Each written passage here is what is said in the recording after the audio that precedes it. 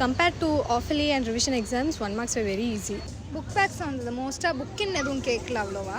Additional கைட்லேயே additional இருந்ததுன்னா அதுலேருந்து கொஞ்சம் 1-2 வந்து ஹாஃப் இயர்லோடய கம்பேர் பண்ண இது ஈஸியாக இருந்தது. அதோட கம்பேர் பண்ணும்போது இதுவே கொஞ்சம் ஈஸியாக தான் இருந்தது. அது கொஞ்சம் லென்த்தியாக தான் கொடுத்துருந்தாங்க. பட் கொஞ்சம் எங்களோட ஸ்பீட் வச்சு தான் நாங்களும் எழுத முடியும். லைக் லென்த்தியாக தான் இருந்தது. சம்மரிஸ் மட்டும் லாங்காக இருந்துச்சு. பட் நான் மேனேஜ் பண்ணி எழுதிட்டேன்.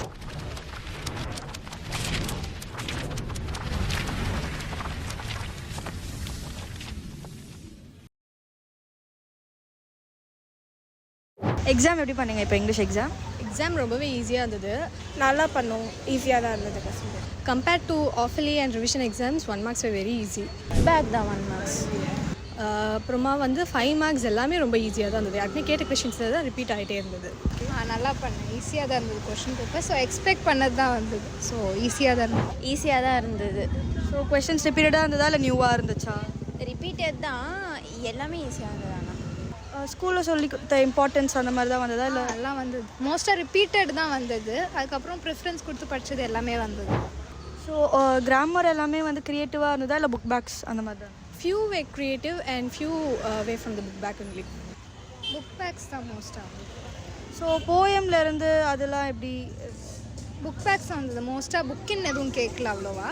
அடிஷ்னல் கைட்லேயே அடிஷ்னல் இருந்ததுன்னா அதுலேருந்து கொஞ்சம் 1-2 வந்து ஸோ ஆஃபீலோட கம்பேர் பண்ணும்போது கொஸ்டின் பேப்பர் என்ன பேஸிஸில் இருந்தது? ஹாஃப் இயர்லோடய கம்பேர் பண்ண இது ஈஸியாக இருந்தது. அதோட கம்பேர் பண்ணும்போது இதுவே கொஞ்சம் ஈஸியாக தான் இருந்தது. 1 மார்க்ஸ் வந்து லைக் ரிவிஷன் எக்ஸாம் எங்களுக்கு வச்சுருந்தாங்க. ஸோ அதுலேருந்து ரிப்பீட்டடாக தான் மறுபடியும் கேட்டிருந்தாங்க. பார்ட் 5 வந்து உங்களுக்கு அந்த எழுதுறதுக்கு வந்து டைம் பத்துச்சா?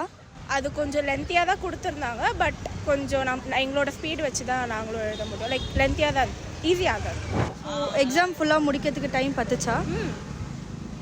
எக்ஸாமுக்கு 10 நிமிஷத்துக்கு முன்னாடியே முடிச்சிட்டேன் நான். ஸோ அந்த பார்ட் 4லாம் வந்து லாங்காக எழுதுகிற மாதிரி இருந்ததா இல்லை? சம்மரிஸ் மட்டும் லாங்காக இருந்துச்சு. பட் நான் மேனேஜ் பண்ணி எழுதிட்டேன். கரெக்டாக நான் ஒரு 15 மினிட்ஸ் முன்னாடியே முடிச்சுட்டு செக் பண்ணுறது கரெக்டாக டைம் இருந்தது. ஸோ எக்ஸாம் எழுத உங்களுக்கு டைம் பத்துச்சா? பத்துச்சு. ரொம்ப ஈஸியான பேப்பராக இருந்தது. அதனால் அந்தளவுக்கு டைம் எடுக்கல.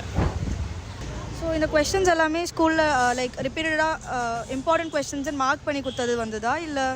இல்லை, ஏற்கனவே கேட்டது எல்லாம் நிறைய தடவை இருந்துச்சு. ஸோ அதை எழுதிட்டேன். இப்போது நீங்கள் இந்த கொஸ்டின் பேப்பருக்கு ஒரு ரேட்டிங் கொடுக்கலாம் 10 வரைக்கும்னா எப்படி எவ்வளோ கொடுப்பீங்க? 8 out of 10. 10க்கு I would give solid 8.5. Easy தான். 9 10க்கு ஒரு 8 கொடுத்தேன்.